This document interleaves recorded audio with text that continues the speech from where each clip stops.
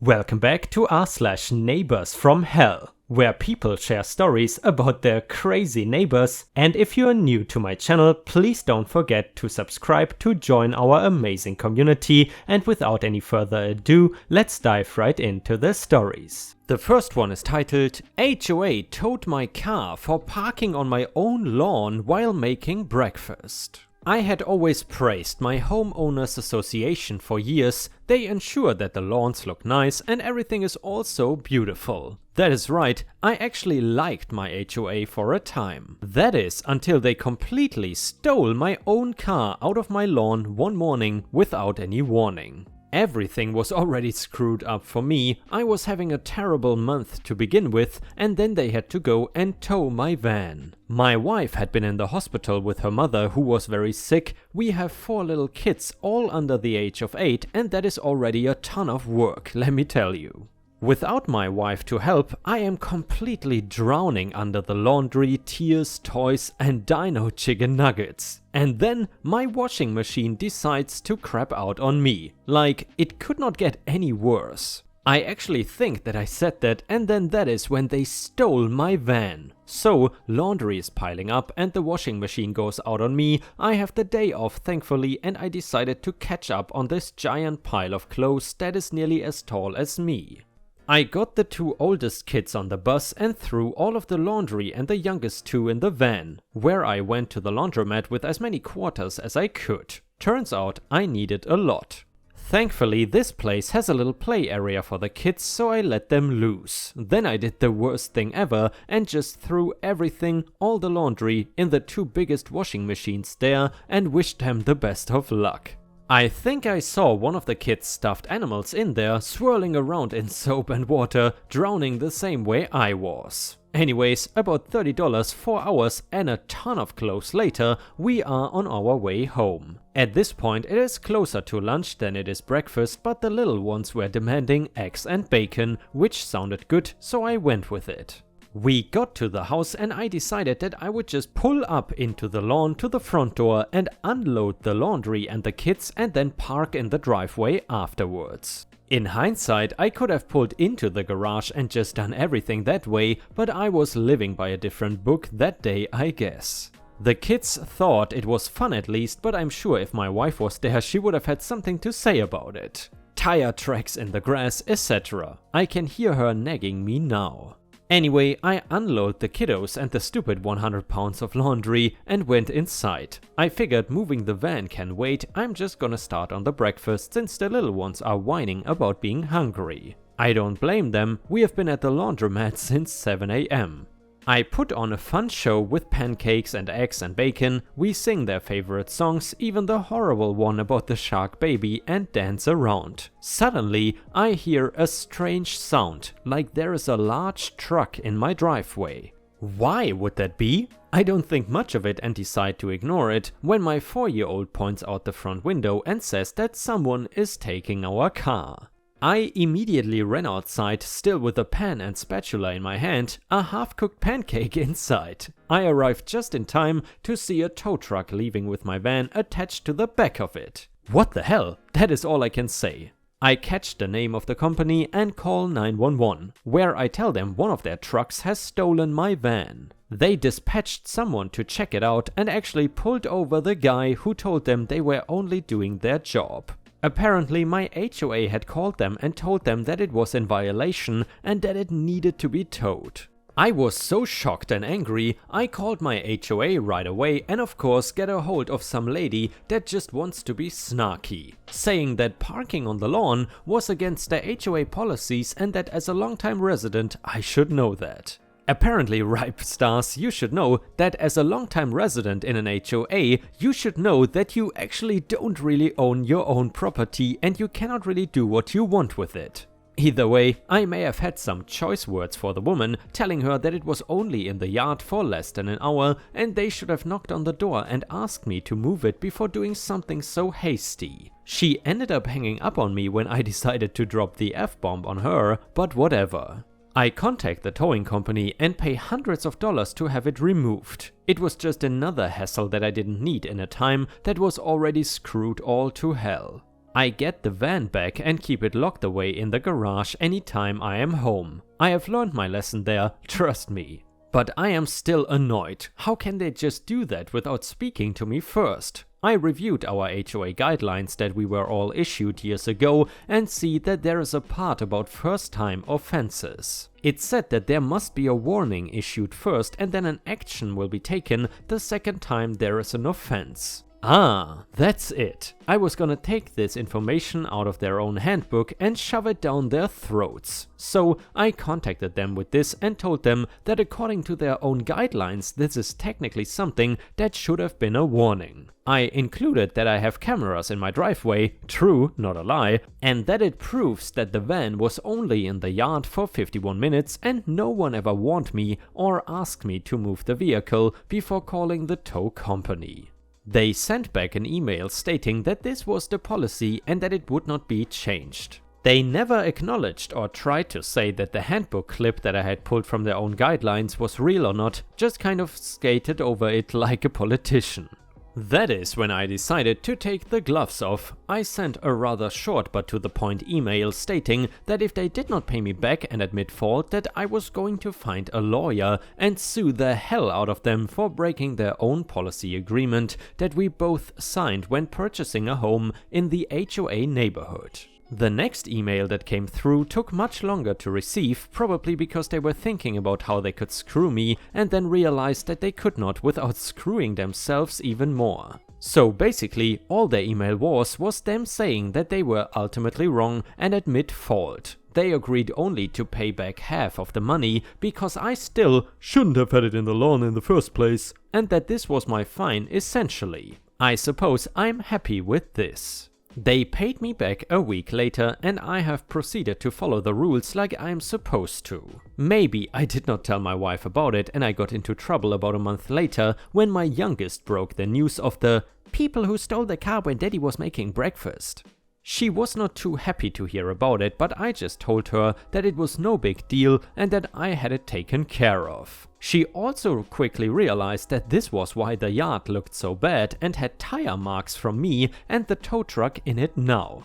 Oops, still have to fix that when spring hits. Anyway, I managed to win a small victory against my HOA, but I'll admit that I probably should just avoid issues with them in the future. They have a power that just seems godlike sometimes and it is not anything I want to mess with. And yeah, Ripe Stars, I'm curious, what do you think about OP's response to this situation? Would you have done the same or would you have acted differently? Please let us know in the comments, and while you're at it, I would really appreciate it if you could also like the video if you enjoy the content. This would really help me out a lot. Thank you so much in advance for your amazing support.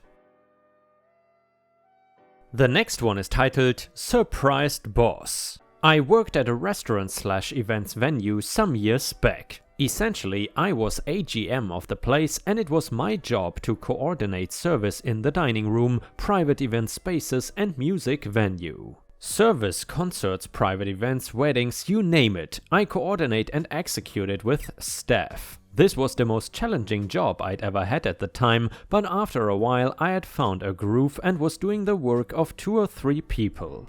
And then, new GM gets hired. I like her, she likes me, she recognizes my hard work and is glad to have me. I work and put in 50 to 60 hours a week regularly there until 2 or 3 in the morning wrapping things up, last person in the building. I have a good relationship with the CEO and the COO/HR of the company, as we were one of the 6 large franchises across the country. They like me and we have a good rapport when I see them. I'm working my ass off but really having fun too. Fast forward a few months and the relationship between me and GM sours. She is colder and more hostile towards me every day. I'm not sure what's going on, so I ask her if we can talk. She calls a closed-door meeting and arrives with a folder with some papers in it. She pulls out her cell and asks my permission to record. Yeah, sure, have fun. She then proceeds to lay out papers in front of me, documenting all my shortcomings. 7 minutes late, timestamp verified. There was a blizzard that day and I was not late. I volunteered to come in early as other employees refused to drive, and so I was technically 53 minutes early. The next one, inappropriate language in front of the team members. Managers were joking and doing Sam Jackson mother trucker impressions, and I used the S word. No one else got written up. The next one was a complaint from rehearsal dinner, 12th October, the bride in a sleeveless dress was cold, we turned the heat up. And on and on and on, like 15 totally completely fabricated charges against me. At this point it is clear she is out to get me, but I have no clue why. She tells me I should probably think about putting in my 2 weeks notice. Okay. I immediately start looking for another job and actually nail one shortly with a better title and pay. Yeah.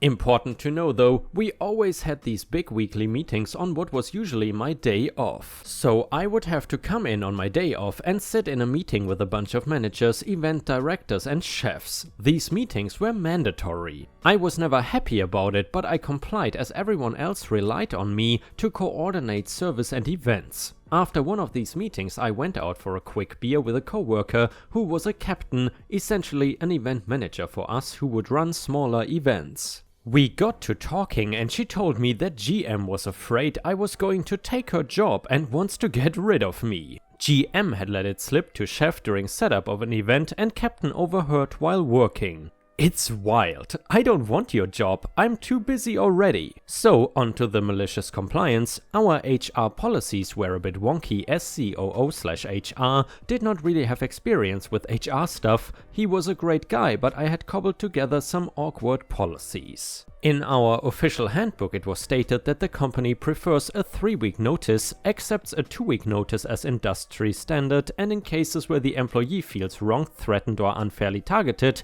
a 1-week notice is acceptable. Also, if the employee feels wronged, threatened or unfairly targeted, it is acceptable for said employee to go over the head of their wronging, threatening, unfairly targeting boss directly to HR to submit their notice. So I follow the company policy. I send HR an email giving my resignation. I briefly outline my reasons, thank him for all his wisdom and help, and give my 1-week 168-hour notice effective immediately as of noon CST, the exact time I'm submitting notice. I don't get a response from the HR team. That is because he is on vacation in Greece. A week later I cheerily show up for the mandatory meeting at noon on my day off. The meeting commences and GM is making a show of trying to call me out in front of the group for answers about the 300-person wedding event I'm due to run tomorrow, trying to cement my incompetence to them. She tells me we are out of a certain brewed champagne, no we are not, and asks me what we are going to sub for the party's toast, intending to catch me caught in the cold as it is too late to order an appropriate substitute.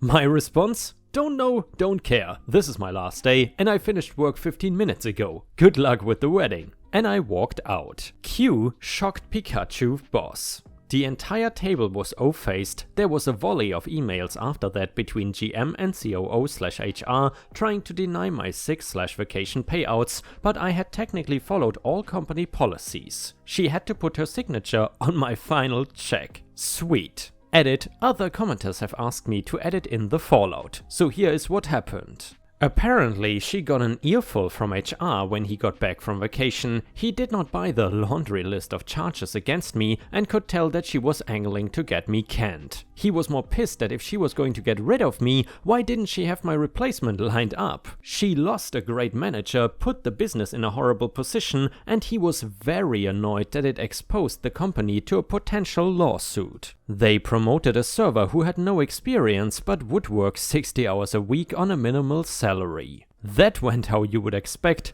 GM too busy and lazy to oversee service and events, new manager failing to direct and execute, events tanking, service tanking, clients pissed, etc. Did I mention 7 of their best employees followed me to my new place? Because they did. Staff started quitting as they got understaffed, overworked and scheduled double 4 days in a row. Morale went to hell, they had to start cancelling events that were long booked and paid for, they had to issue tens of thousands of dollars in refunds back to clients for shoddily executed events. They had to try to hire and train tons of new staff during a national F&B worker shortage. GM was gone not 2 months later. And yeah, ripe stars, I would say that was one of the best malicious compliance stories that we have ever witnessed.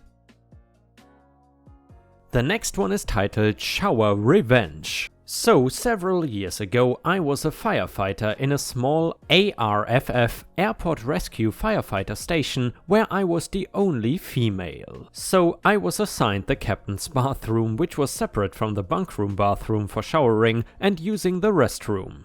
I was on a shift with a captain who was a grade A jerk. I mean, a real SOB.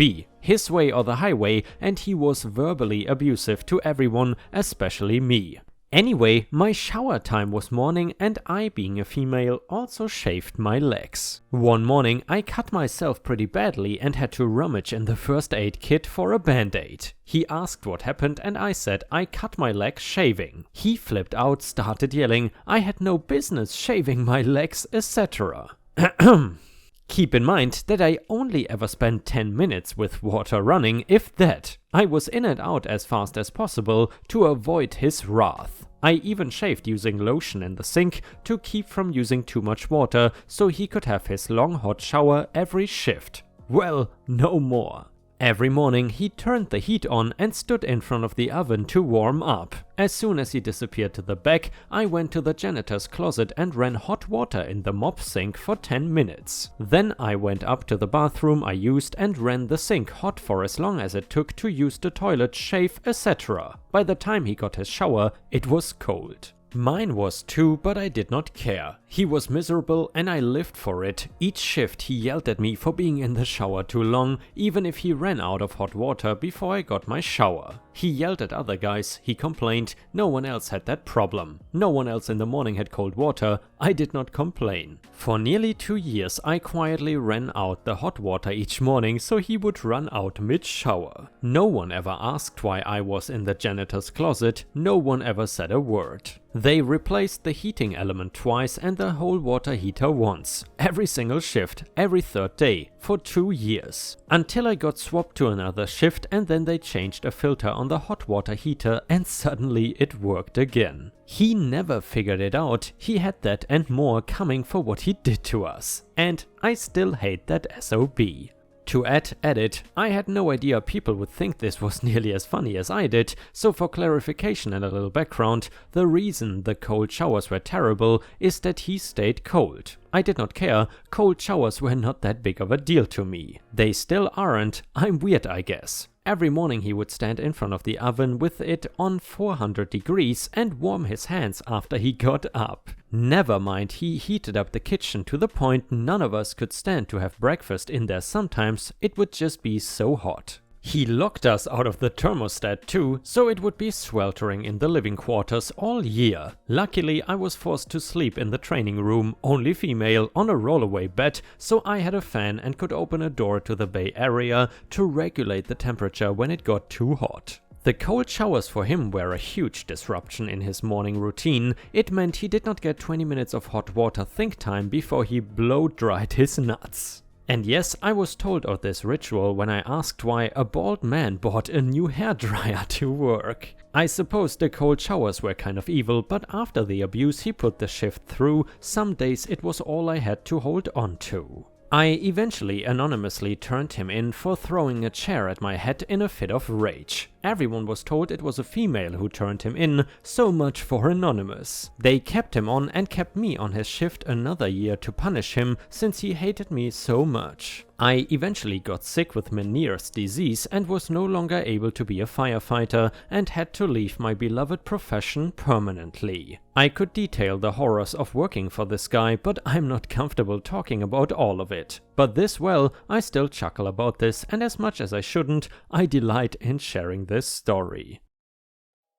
And ripe stars, with this we have reached the end of the video. However, if you still cannot get enough of my content, then I would highly suggest to check out my endless binge watch playlist, which will soon show up in the left corner of the screen. In addition, I would really appreciate it if you could not only subscribe to the channel, but also turn on the bell notifications, which you can do by clicking on the little bell icon right next to the subscribe button. This will help my channel tremendously, and this will make sure that you don't miss any of my videos. Furthermore, if you want to see additional ripe content that I don't post on YouTube, then I would suggest to head on over to patreon.com/ripeyoutube for more than 50 exclusive videos that you will not see anywhere else. Thank you so much for your amazing daily support, and I hope to see you again tomorrow.